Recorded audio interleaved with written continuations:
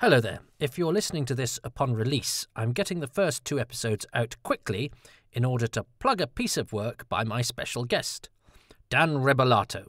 He is a superb writer, and he has a new play, a take on the Me Too movement, but with a twist, on Radio 4 at 2 p.m. on the 4th of January. So I've rushed this forward in the schedule to give you the heads up. The play will remain on BBC Sounds for a month. Now, Dan is a witty, intelligent and very sharp scriptwriter, and I know you'll enjoy his work, especially if you enjoy the Doctor Who story that he's chosen for us.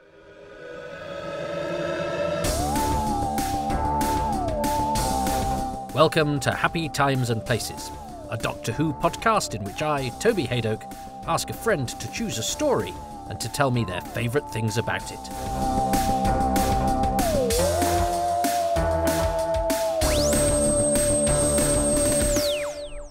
Well, welcome to Haydock Towers.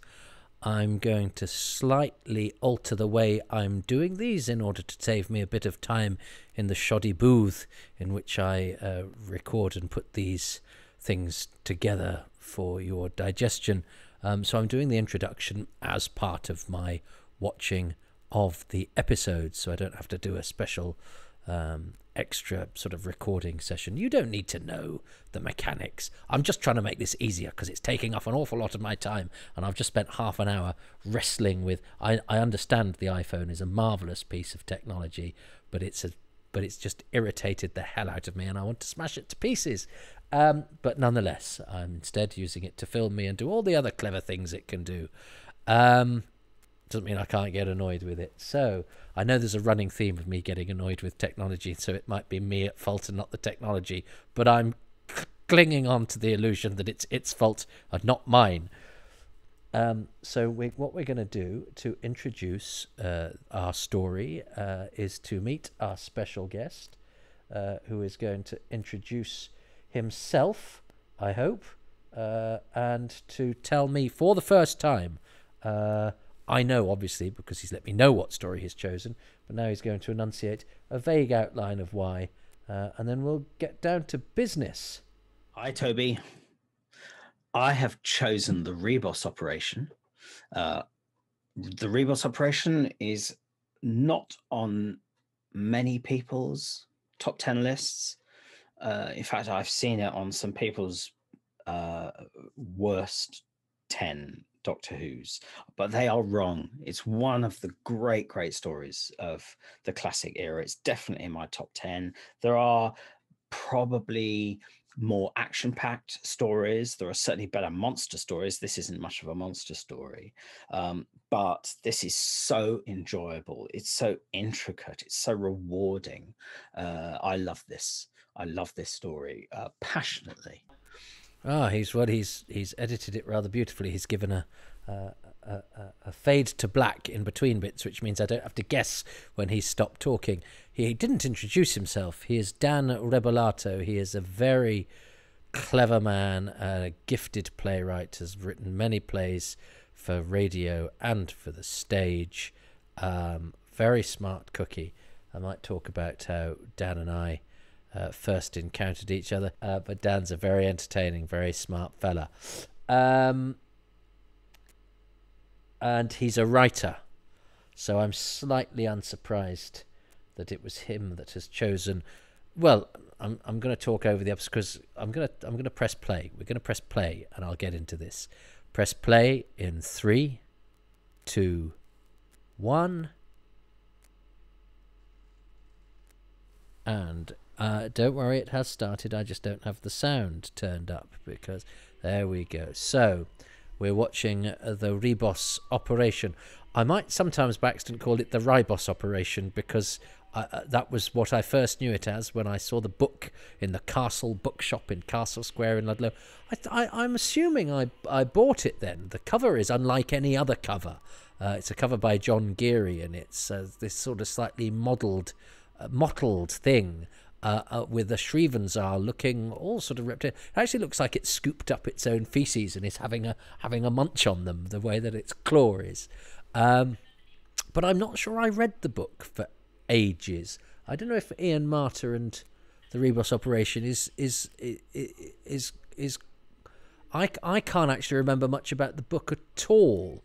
I think I remember the death of one of the characters having their side blown out. Whereas this I predominantly know of because of its glorious humour. Although I love the lighting and this darkness. This is a fantastic opening. I think of this as a sort of frivolous and fun story, but this is a really epic beginning, and I love that lighting, and I love the TARDIS fading to black. Now, Tom Baker's Doctor has this insouciance about him that I think in the ensuing scene, is slightly flippant. And Doctor Who has always sort of destroyed its gods and monsters, sometimes by undermining their pomposity. But you still do need Dudley Simpson's giving us the organ stuff. So for the start of an Umbrella season, which I remember some of this season, I think from repeats, but I wasn't aware really of the linking thing until, I went back to learn about the history of Doctor Who. So although I had memories of Pirate Planet, I think only Pirate Planet really, which I think was a repeat. I don't think the Key to Time thing had quite registered with me. I was a little too young. 1978, I was 4. Cyril Luckham and the White, and so reading about the history of Doctor Who, the White Guardian, and the way that the White and the Black Guardian came into the Peter Davison era as though they were great figures from the past. What one didn't actually realise until much, much later is the White Guardian and the Black Guardian are both in about 5 minutes of one episode. The way that it was sort of written up, you assumed they were these sort of towering monoliths who cast a shadow over the whole season, and they sort of don't. I kind of like that. I mean, this is... I remember Tom Baker on the Tom Baker Years video, VHS, which is a thing of beauty. If you've never seen it, I would seek it out. Unlike the other Years tapes, it's Tom reacting spontaneously to clips. And they show him this bit, which I think is not a great way to remember the Ribos operation, but he does describe it as sort of 2 old sweats, working hard, because it's sort of exposition, but it's exposition with character, with lots of good jokes. I think Baker's insolence is matched with a great efficiency and quiet power by Cyril Luckham, and that nothing will happen to you ever is an absolutely fantastic threat. And he looks great, doesn't he? And I think that's a very Doctor Who-y thing to do, is to have an all-powerful alien looking like a sort of an old gent on a veranda, having what looks like a bit of creme de menthe with a buttonhole.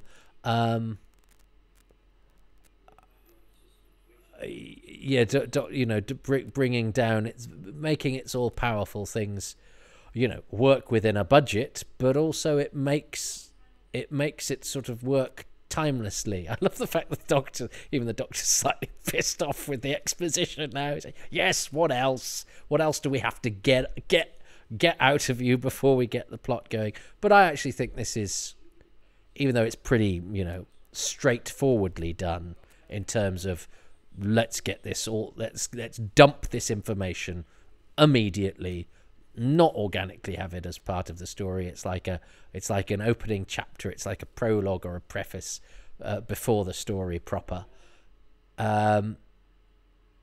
which is slightly cheeky, but it's done with 2 old sweats, but some good lines, and I think Cyril Luckham judges it well. That shot is incredible. What a way to herald the arrival of the beautiful Mary Tam in a stunning dress from a debuting costume designer, the fabulous June Hudson, who I think is, just makes everything look either elegant or operatic, and I think it's the right way to go. It does run the risk, perhaps, of... No, it doesn't. No, I think you need to embrace Doctor Who with both hands. I think when Doctor Who looks drab and has people talking about highfalutin things while dressed in beige, or that wonderful phrase, squabbling rubber. But I think when it goes, well, let's really, embrace the largeness of this, the joy of this, the fun of this, never knowingly undersold, be it a performance or a costume. Now, doing large has to be well judged. I love Tom Baker. I don't think he always is reined in enough, and I think he is sometimes wayward. Now, you pays the you pays the money. What's the phrase? What I'm alluding to is you get an actor with this sort of presence, confidence, and eccentricity, and the rewards you get do sometimes come with some kickback. And I think that is, Tom will try anything, and it means we get some moments of absolute brilliance, but sometimes it means we get some moments that don't quite work. And would I rather have that than someone that never does the moments of greatness? Should life be like that? I think perhaps it should. Although I would say, and that I think, Patrick Troughton is another mercurial actor. I don't think he has I don't think he has wayward moments in the way that Tom Baker does. And I think some of that's tied in with the length of time that Tom Baker plays the part and what we know about him. And I think, we know that he would test directors, he would test other actors. In fact, what I love about this Key to Time season is actually when I rediscovered it on DVD, and that gorgeous box that it came in. It was when it was quite a lot of money, and I remember going, I bought the Key to Time season because it wasn't a season I knew brilliantly. I never had the VHSs. I borrowed the VHSs off a friend of mine, and he never actually got them back. He doesn't want them back now because technology has moved on. My friend Bernard, who played Tylos in Full Circle, I met this guy and he lived not far away, and he was in Full Circle, and he lent me the Key to Time season. And that was really when I had seen it on bootleg, but that was when I watched it properly, which was quite late on. It was after I left university. So it took me a long time, I think, to learn to realise how great this story was, because watching it on a slightly sort of mucky VHS, I think didn't help with its charms. I was slightly worried approaching this because I have the feeling that much of what I love about it is the things that people say to each other, and the very nature of this is that I have to talk through it, so there will be various brilliant lines that will, I'm sure, be missed, and it's the lines and the performances that I think I've always really enjoyed about this, which means I've had this waiting in the wings and have approached it with some trepidation, partially because Dan is a playwright who I will probably choose rich textural things that might not be as easy for me to pick up upon because of this process, which involves not shutting up, so this is they're slightly wobbly claws, the Shrievenzahl. Dan said in his introduction it's not a great monster story.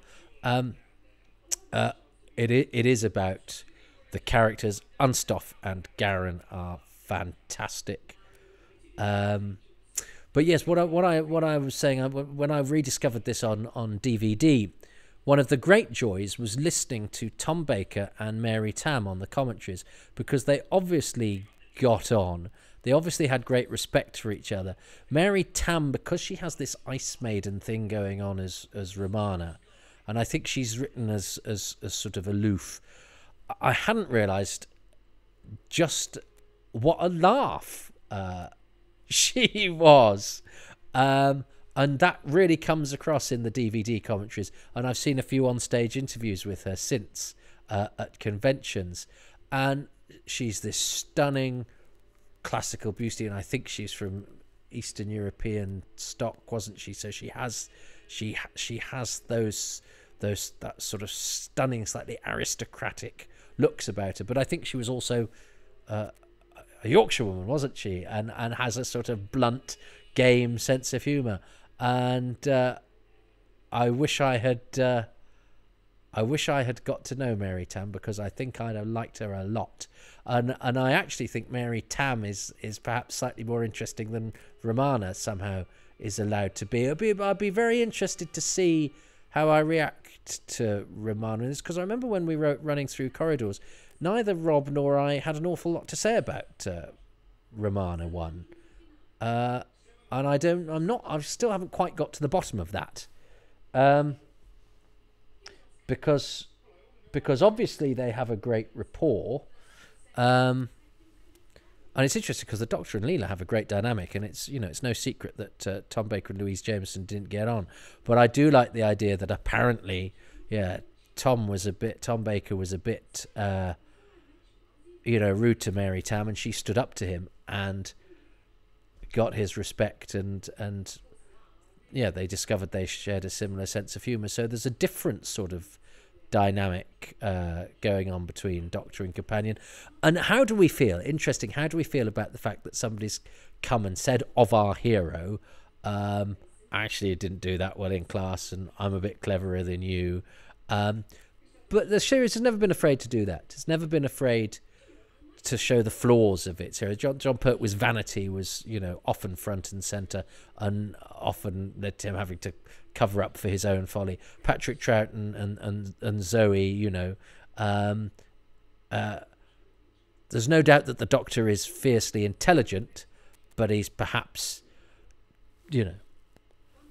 too busy mucking about building his own time-space manipulator out of,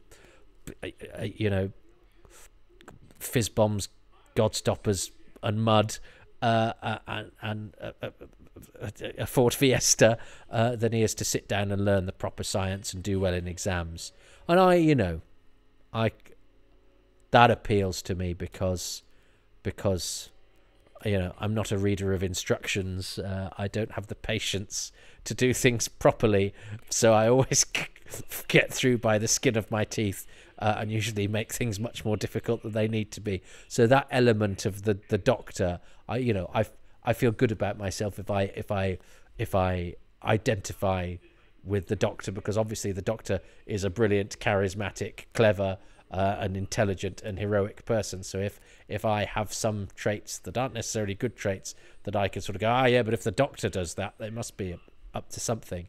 Now, I'm loving the design on this. I think the costumes are magnificent. I know a lot of them came from stock, but it doesn't matter. Making BBC drama is all about marshalling the resources at your disposal. And I believe this is cold, and I suspect it was really, really hot because they're in a television studio. And it's obviously studio bound, but that's okay. I mean, the BBC Shakespeare's were obviously studio bound, and they were, illustrious high-end productions. This looks great. That's a fantastic set from Ken Ledsham.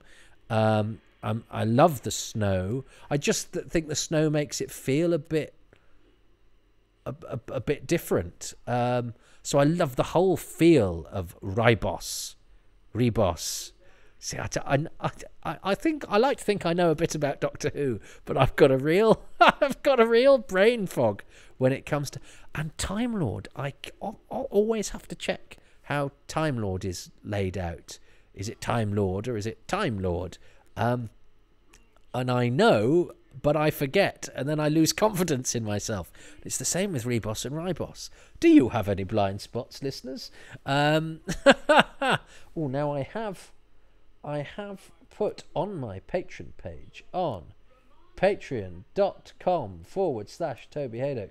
I have asked some of those very generous people who keep me in gobstoppers and oxygen to send questions or observations about the stories coming up. I've only had two of them. Nathan Moore and Tim Dickinson have asked things and suggested things, so I might throw those in if I lose inspiration. How far ahead, asks Nathan Moore, he has a question, was the Key to Time idea planned in terms of this season, and to what extent was it mapped out? Well, I mean, it was planned far ahead. It was going to have this umbrella theme, and there was an edict on high to be less silly than the Invasion of Time, but I don't think they mapped out a story arc, and I think that's apparent in the way that the Key to Time is, apart from the sort of looking for the segments, which writers work in to a lesser and greater extent depending on how they wanted to serve the story. The actual, Key to Time plot is sort of basically two bookends with Valentine Dahl and Cyril Luckham at either end. That's not quite fair on the Armageddon Factor, which I think at least does sort of tip the nod to go, no, we're getting to the end of the Key to Time thing now, and we need to up the ante. And Robert Holmes, I think, works the Key to Time into this rather nicely. Everybody's after the same thing, but it's of different value to different people, and some of its value is invented. I think that's all quite clever. Right, yes, so confession time. I love this story. This is not going to be difficult for me to eulogize. It might be difficult for me to describe to you, because it's so rich in character and dialogue and performance. But this is the sort of thing the BBC does well. This is the sort of thing these kinds of actors do well. It's good acting. It is not necessarily acting you would find much of on television these days. I think that's understandable. A lot of this is more rooted in sort of stage tradition. But I love these performances. I mean, Paul Seed, I think, is such a big performance as the Graf Vindicay. By the way, the nomenclature of the Graf Vindicay, nobody has a name like the Graf Vindicay, and it works. I think in the book he's the Graf Vindicar. I don't think Ian Marter could cope with it. I don't know. There's nobody with another name like that, but it works, and it doesn't seem silly, and and I was thinking about what's the difference. The Invasion of Time is funny. There are funny moments in the Invasion of Time. There are deliberately funny moments in the Invasion of Time.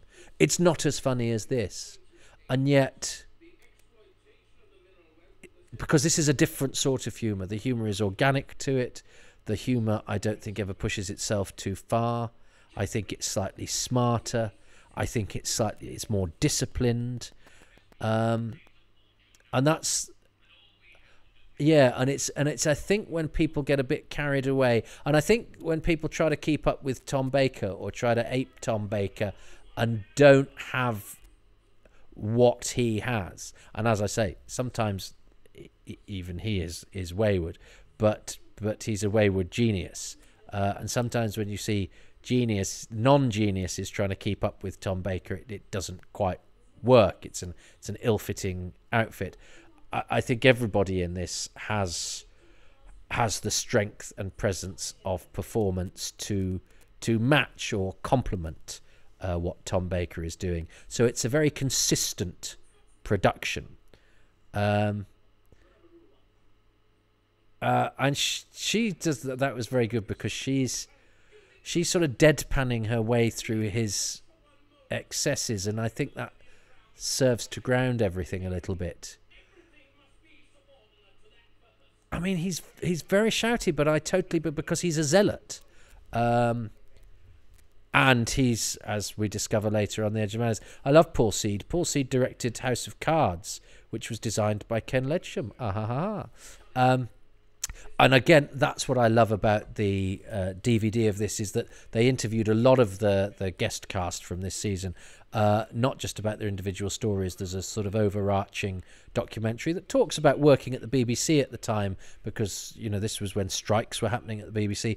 Paul Seed became a hugely respected director and was recommended, I think, by Graham Williams, or certainly this production resulted in him moving behind the camera, and directing some absolutely fantastic stuff. Never had the pleasure. He's one I'd very much like to have had the chance to speak with Paul Seed, because I love what he does in this, and I love his subsequent career. And he's got the hardest job, really, because everyone else is quite funny, and he's not really allowed to be, but he still needs to sort of match the largesse, and he certainly does that, but also be a credible threat, and he is certainly that.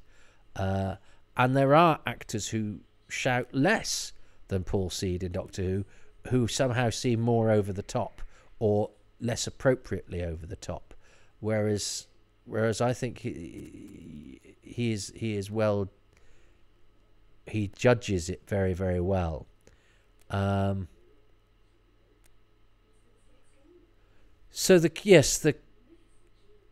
worked with Dan Rebellato on a radio play, and it's, I have to say, the best radio scripts I've ever read.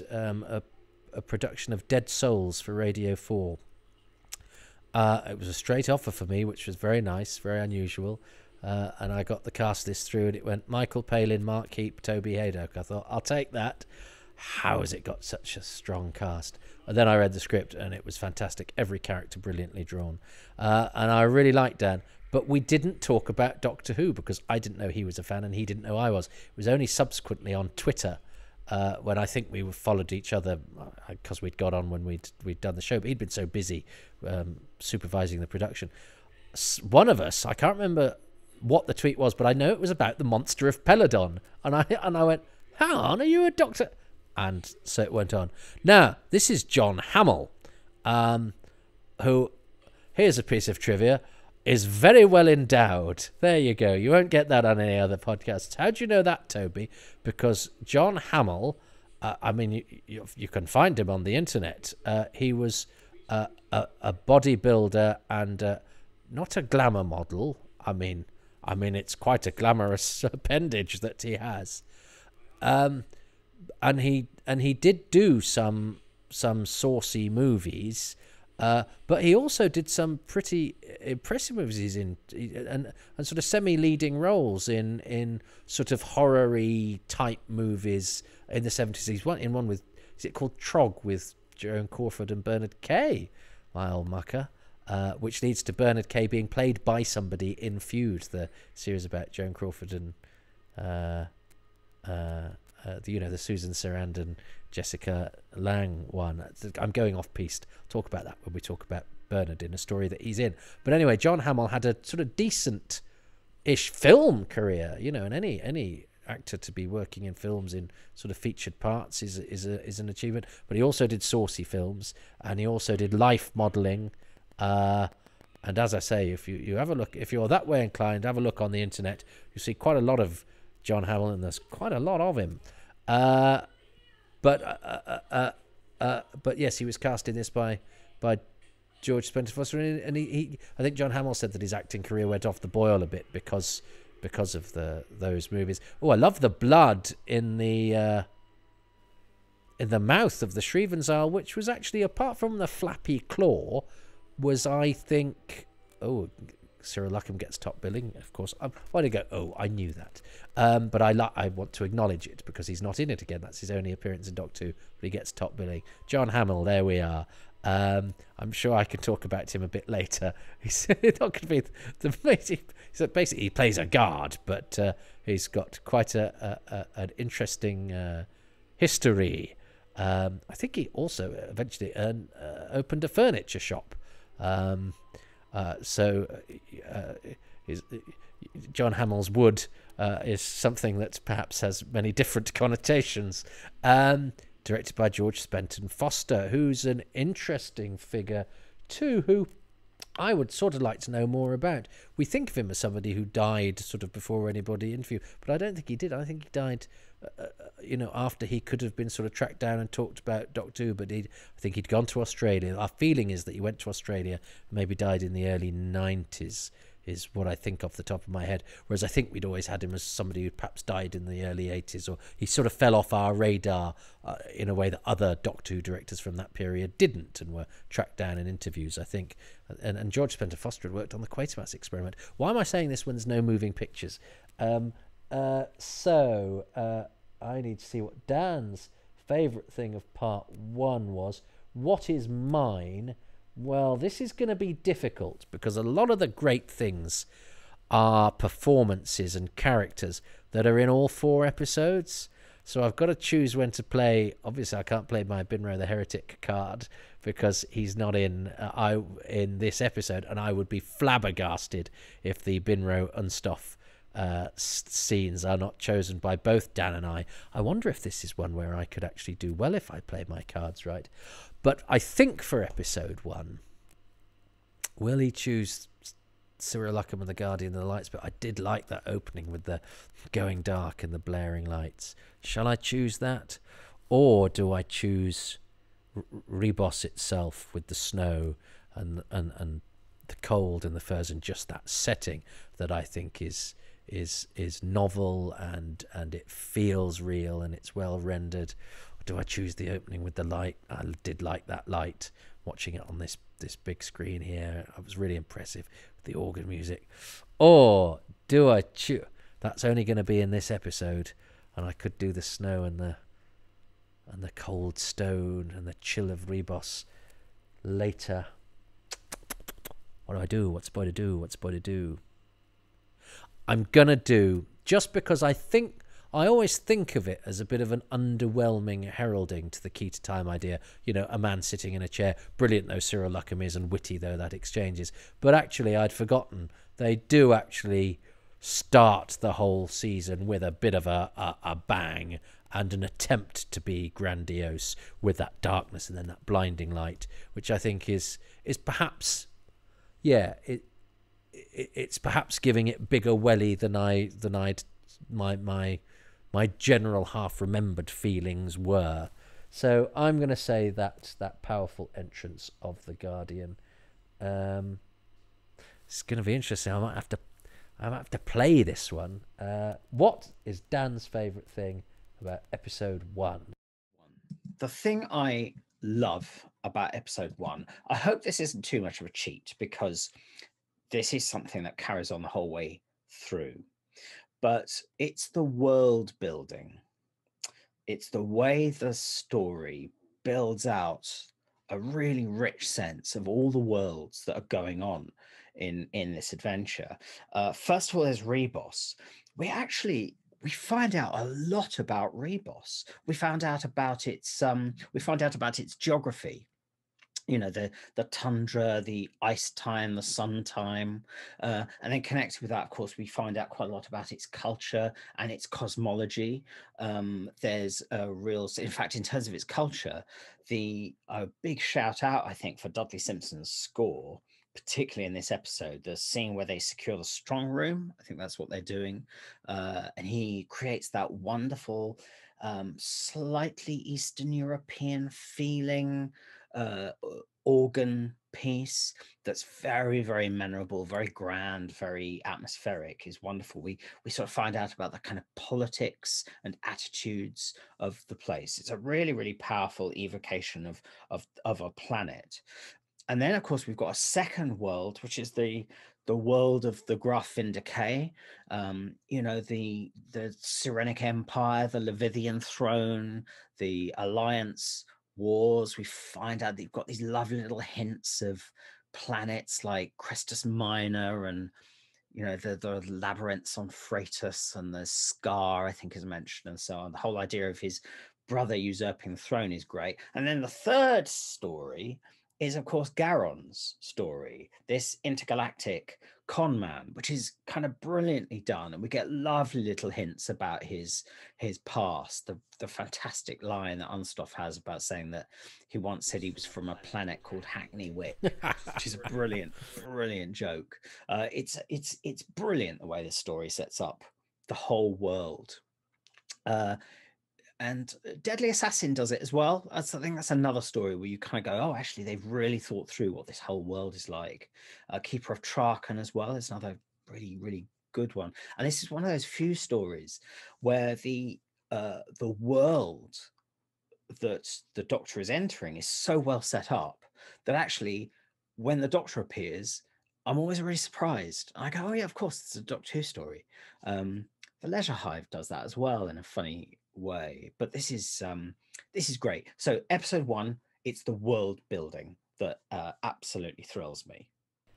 Okay, yeah, brilliant. I'm I'm not going to stand a chance for this because he's really thought about that, and he puts that so brilliantly. He's very clever, Dan. You can tell he's a smart, artistic person. He's the sort of person that you in fact, the last time I saw him, I didn't have a chance to speak to him because I was doing something. It was at the National Theatre tea rooms, and he was talking to Simon Williams. And I imagine Dan just wearing a scarf and bumping into Gore Vidal on the South Bank, and being clever. So perhaps, yeah, bumping into Gore Vidal, or probably talking, because he's not a snob. He likes popular culture. Chatting to Gore Vidal about Rent-A-Ghost. That's what, whilst wearing a scarf. That's what I imagine Dan's perfect life is like. Which is why I'm thrilled that he's doing this, and I love that contribution, because yes, he's absolutely right and nails the brilliance, I think, of Robert Holmes's writing and the economy with which he world builds, and it's a common thing in all of his scripts, and I probably won't tire of talking about it, because of the way that he can build a world that we never see with a line, and it's very, very clever writing, that's also very easy on the ear, because the things he describes come to life because of his vocabulary, and his use of language and character. Very good choice, better than a lighting effect and an entrance and a bit. I chose a bit. I chose a couple of seconds. He really thought about that. Well, there we are. Yes, interesting that I thought I might struggle to speak during that. I'm still not hopeful I'm going to be able to fully be eloquent about the greatness of the Ribos operation, but it is certainly a thing of greatness. So I'm going to give it my best shot. So something will happen in episodes 2, 3, and 4. I'll make sure that I don't say nothing ever. Thanks for watching. Good night.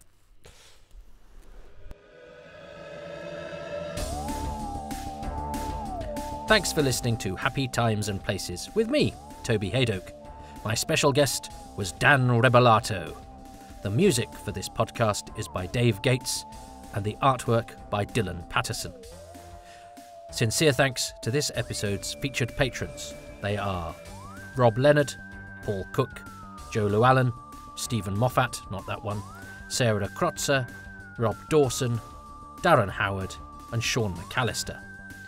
Dan Rebellato's play You and Me is on January the 4th on BBC Radio 4 at 2 p.m. and will be available for a month on BBC Sounds. Don't forget to subscribe and to please rate this 5 stars wherever you happen to pick up your podcasts. That really does help. You can become a patron at patreon.com/Toby Haydock, or you can make a one-off donation at kofi.com/Toby Haydock. My Radio 4 Extra tribute show, Obituaries for Those Who Left Us in 2020 but who created some of the sci-fi we all know and love, is available on BBC Sounds. It is called Absent Friends, The Seventh Dimension. It was broadcast on January the 2nd at 6:45.